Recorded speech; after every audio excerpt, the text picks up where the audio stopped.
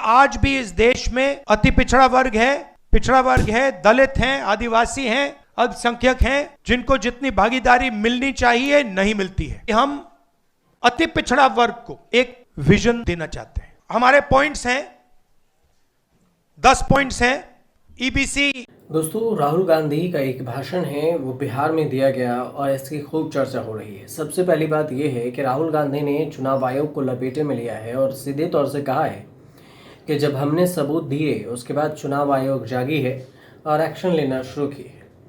खैर, इस दौरान उन्होंने बिहार में जो वादे किए हैं उसमें 10 मुख्य वादे हैं सत्ता में आने के लिए। अब आने के बाद 10 वादों को पूरा करेंगे, तो इन 10 वादों को पहले समझते हैं, उसके बाद आपको ये बताएंगे कि ये 10 वादे के बराबर जो बीजेपी है उन्होंने बिहार में 33,000 करोड़ के फ्री वादे किए हैं। फ्री बीज यानी चुनावी वादे हैं 33,000 करोड़ के। तो फिर क्या विकास के लिए जो बिहार बेताब है, वो क्या ये इन नेताओं के बड़े बोल और इन बड़े वादों को झेल पाएगा बिहार?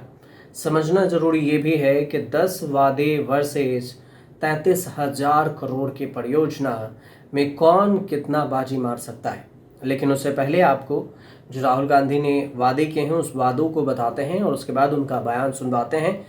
राहुल गांधी सोशल मीडिया पर पोस्ट करते हैं और साथ में ये लिखते हैं कि बिहार में बहुजनों को उनका पूरा हक अधिकार दिलाने के लिए आज हमने ऐतिहासिक अति पिछड़ा न्याय संकल्प पत्र जारी किया।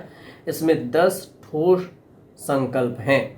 सबसे पहला उन्होंने कहा है कि आरक्षण के 50% सीमा बढ़ाने के लिए पास कानून को 9वीं अनुसूची में शामिल करने के लिए भेजेंगे। दूसरे जो वादे हैं उसमें पंचायत नगर निकाय में आरक्षण 20% से बढ़ाकर 30% होगा। तीसरे जो उनके वादे हैं कि सभी प्राइवेट कॉलेज यूनिवर्सिटी में आरक्षण लागू होगा। चौथे वादे हैं कि नियुक्ति में नॉट फाउंड सुटेबल जैसी व्यवस्था खत्म होगी। पांचवें वादे हैं कि अति पिछड़ा वर्ग की सूची में सही प्रतिनिधित्व के लिए कमेटी बनेगी। और छठे वादे हैं SC, ST, OBC और EBC के लिए आवासीय भूमिहीनों को जमीन मिलेगी। शहर में 3 डेसिमल, गांव में 5 डेसिमल। सातवें वादे हैं कि प्राइवेट स्कूलों की आधी आरक्षित सीटें जैसे SC, ST, OBC और EBC बच्चों को मिलेगी। और आठवें वादे हैं 25 करोड़ तक के सरकारी ठेकों में 50% आरक्षण SC, ST, OBC और EBC को मिलेगा। 9वें वादे हैं कि अति पिछड़ों के खिलाफ अत्याचार रोकने का कानून बनेगा। और 10वां वादा है कि आरक्षण देखने के लिए प्राधिकरण बनेगा और लिस्ट में बदलाव केवल विधानसभा करेगी। इसके अलावे इससे नीचे कुछ भी नहीं हो सकता। ये बात उन्होंने कहा पटना में अति पिछड़ा न्याय संकल्प यात्रा जारी करते हुए। और इस मंच पर जो महागठबंधन के तमाम सहयोगी दल हैं, वो RJD की तरफ से तेजस्वी यादव, कांग्रेस की तरफ से राहुल गांधी, मल्लिकार्जुन खड़गे, लेफ्ट के CPI ML के VIP के मुकेश सहनी, इन सब की जो दिग्गज नेता हैं उनको मंच पर जगह दी गई थी। वो सब नजर आ रहे थे और इन सब के बीच में ये वादे किए गए हैं। इसके अलावे भी जो पहले आपको पूरी कहानी समझाते हैं 33,000 करोड़ के जो फ्री बीज है उसकी भी कहानी, लेकिन उससे पहले राहुल गांधी का बयान। आज भी इस देश में अति पिछड़ा वर्ग है, दलित हैं, आदिवासी हैं, अल्पसंख्यक हैं, जिनको जितनी भागीदारी मिलनी चाहिए नहीं मिलती है। हम अति पिछड़ा वर्ग को एक विजन देना चाहते हैं। हमारे पॉइंट्स हैं, 10 पॉइंट्स हैं।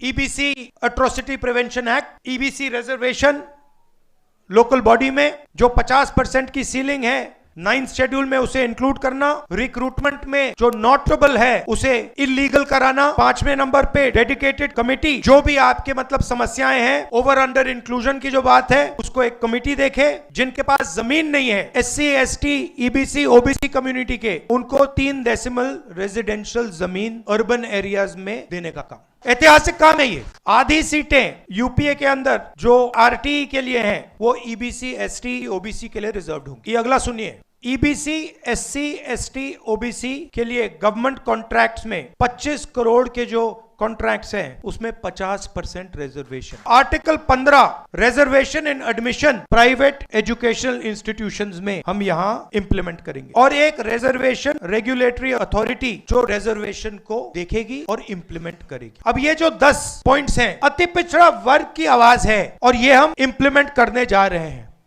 अब आपको बताते हैं कि राहुल गांधी ने जो वादे किए उसके बाद बीजेपी के तरफ से भी जो बिहार में फ्री बीज दिया जा रहा है, 33,000 करोड़ के जो पूरे फ्री बीज हैं, ये ऐलान किया गया है। बिहार पर चल रहे 4 लाख करोड़ से ज़्यादा का भी कर्ज है अभी, और ऊपर से चुनावी सीजन में मुफ्त योजनाओं के लिए बड़े बड़े वादे भी किए जा रहे हैं। करीब 33,000 करोड़ के जो वादे हैं, इस समय राज्य की कमर और टूटेगी या फिर वादे वोट जीतने की गारंटी बनेंगे। तो इसको समझना भी जरूरी है कि ये जो बोझ है क्या बिहार बर्दाश्त कर सकता है, क्योंकि एनडीए की तरफ से ये कहा गया है कि फ्री में बिजली, फ्री में टैबलेट, स्मार्टफोन, भत्ते, कई सारे ऐसे लिस्ट हैं जो दिए जाएंगे। ये वादे चुनाव में आम बातें हैं और एनडीए की तरफ से भी किए गए हैं। तो इसमें 2025 के विधानसभा चुनाव की बात हो रही है, तो कई बड़े बड़े फ्री भी वादे हो रहे हैं। लेकिन बिहार में दूसरी तरफ जो एक पार्टी है वो जनसुराज है, और ये जनसुराज प्रशांत किशोर की पार्टी है। राष्ट्रीय लोकतंत्र यानी एनडीए पर आरोप ये लगा रहे हैं कि उन्होंने बिहार के वित्तीय रूप में जो गैर तर्कसंगत मुफ्तखोरी वाली घोषणाएं की है ताकि चुनाव में जीत सके, लुभा रही है, उस पर जनता आकर्षित नहीं होगी, क्योंकि खजाना पहले से खाली है और बिहार में 4 लाख करोड़ रुपए का कर्ज है बिहार पर। तो 33,000 करोड़ रुपए के बिहार के लिए जो वादे हैं उसका या परियोजना का ऐलान किया, तो इसके मायने क्या हैं? तो इसके मायने ये हैं कि कुल विकास के बजट का 81% ये है, राज्य के अपने कर राजस्व का आधा से ज़्यादा, और इतनी बड़ी राशि किसी भी राज्य की आर्थिक वृद्धि को रोक सकती है, खासकर जब कर्ज पहले से बढ़ रहा हो और विकास की संभावना कम नजर आ रही हो। बिहार कर्ज में पहले से डूबा हुआ है। इसमें 2022 और 2023 में बिहार का कर्ज में जो जीएसडीपी है उसका अनुपात 39.6% तक था, जो किसी मिडिल जो मध्यवर्ती राज्य है उसके लिए काफ़ी है, और इस वजह से जो संभावनाएं हैं वो भी कई तरह के बन रहे हैं। सबसे बड़ी बात ये भी है कि विकास की जो गुंजाइश है वो बिहार में कम नज़र आ रही है, क्योंकि वहाँ पर सिर्फ वादे किए जा रहे हैं फ्री बीज के, लेकिन न फैक्ट्री के वादे हो रहे हैं, न एजुकेशन के वादे हो रहे हैं, न ही संस्था की, न ही स्किल एम्प्लॉयमेंट की। सिर्फ फ्री बेस के वादे हो रहे हैं कि फ्री में बिजली देंगे, फ्री में आपको यात्रा मिलेगी, फ्री में ये होगा, फंड मिलेगा, वो होगा, पेंशन मिलेंगे, लेकिन कोई भी जो जड़ से जो वादे हैं उसको पूरा करने की बात नहीं कर रही है। तो इस पर भी सवाल इसलिए उठ रहे हैं क्योंकि जो पिछला बजट है वो भी खर्च सरकार नहीं कर पाई थी। लेजिस्लेटिव रिसर्च के अनुसार से उत्तर प्रदेश में अपने 21.8% का हिस्सा भविष्य के विकास यानी नई सड़क, पुल, अस्पताल जैसे कामों के लिए रखा गया है। वहीं पर बिहार के लिए अगर देखा जाए तो ये हिस्सा बहुत ही कम है। तो इस हिसाब से अगर देखें तो बिहार में जो आने वाले विधानसभा चुनाव हैं उसमें जो वादे हैं और इस वादों को निभाने वाली बात है, उस दोनों में काफ़ी फ़र्क नज़र आ रहा है। तो ये जो जानकारी है थोड़ी सी, वो जानकारी अगर आपको सही लगे तो हमारे चैनल से जुड़िए, सब्सक्राइब कीजिए, शेयर कीजिए, कमेंट ज़रूर कीजिएगा।